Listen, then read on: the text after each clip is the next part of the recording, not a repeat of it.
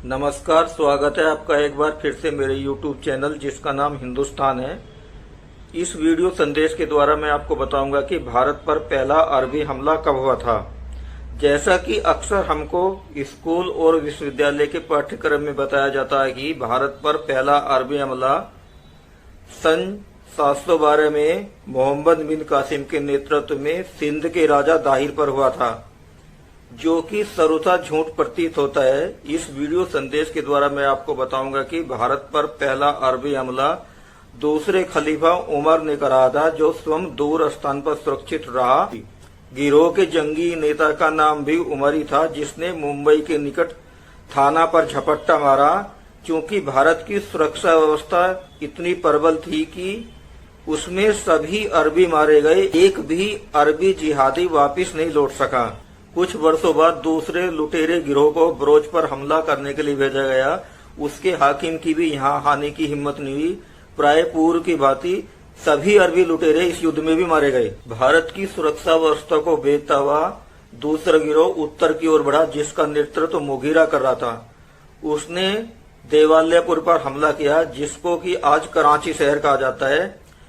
उस शहर के सबसे ऊंचे टीले पर एक स्तंभ पर एक भगवा झंडा लहरा रहा था, और जो कि एक गुम्बद पर लगा हुआ था। झूठा दावा करते हुए अरबी फुतुल बल्दन दावा करते हैं कि इसमें हिंदुओं का सफाया कर दिया गया, परंतु इस दावे में लूटपाट का अभाव है।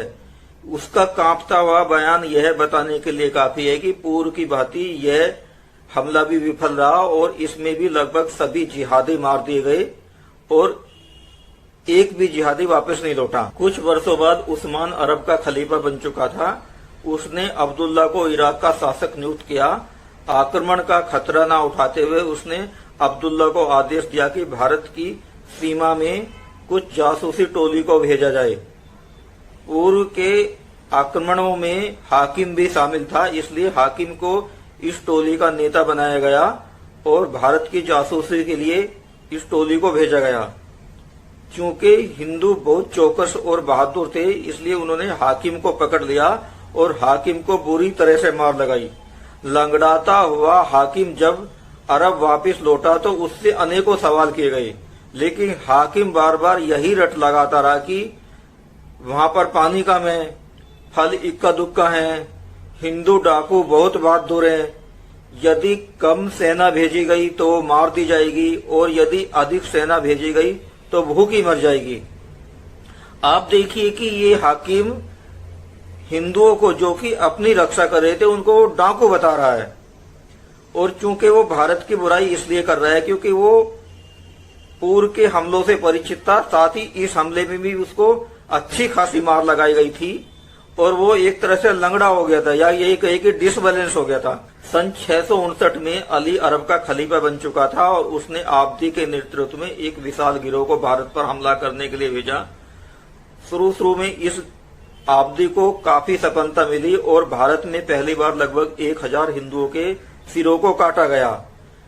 कई वर्षों तक मार काट मचाता हुआ ये आब्दी 662 में सिंध के निकट मारा गया।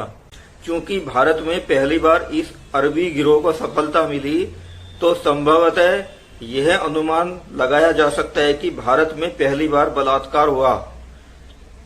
क्योंकि भारत में इस्लाम पूर्व बलात्कार के उदाहरण नहीं मिलते। यहाँ तक कि जब भारतीय राजा आपस में एक दूसरे के खिलाफ युद्ध करते थे तो युद्ध जीतने के पश्चात दूसरे पक्ष की महिलाओं को हाथ नहीं लगाते थे। यहाँ तक कि युद्ध जीतने के पश्चात यदि किसी पक्ष की महिला दूसरे पक्ष के हाथ आ गई हो तो उसको ससम्मान वापस कर देते थे। भारत पर पहला अरबी हमला सन 712 में मोहम्मद बिन कासिम के नेतृत्व में हुआ। यह बताने का वामपंथी इतिहासकारों का उद्देश्य यह था कि ताकि वो पूर्व में हुए अरबी हमलों की असफलता को छिपा सकें और भारतीय पक्ष को हारा हुआ बता सकें।